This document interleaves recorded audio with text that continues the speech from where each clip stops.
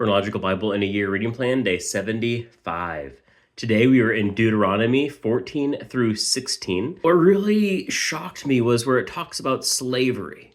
And slavery has long been a problem throughout human history, even in the modern era. People have used the Bible both to promote and to destroy arguments of slavery.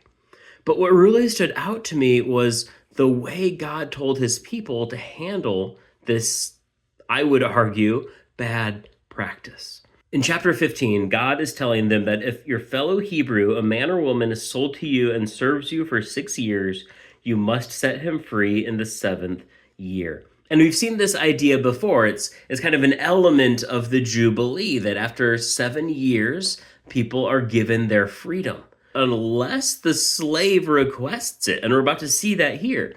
But what then shocked me the most, before even that idea that they could up themselves as a life slave, is in verse 14, give generously to him from your flock, your threshing floor, and your winepress. You are to give him whatever the Lord God has blessed you with. So when you free your slave, give him some of your sheep or your cattle or your grain or your wine or your grapes.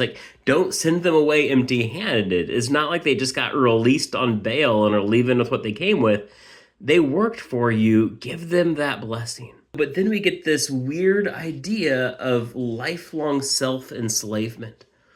They say that if they request to stay and say, this is verse 16, I don't want to leave you because they love you and your family, take an awl, pierce their ear through the door, and they will become your slave for life. If they love staying with you and your family so much that they want to do so for life, then do this physical sign of belonging, and they will. There's this element of ingrained human decency, where if they serve you for 6 years, and you serve them great, you love on them, they request to stay, and then you're like, all right, slave for life, and you start treating them poorly, you can trust that God's justice will not turn a blind eye to that.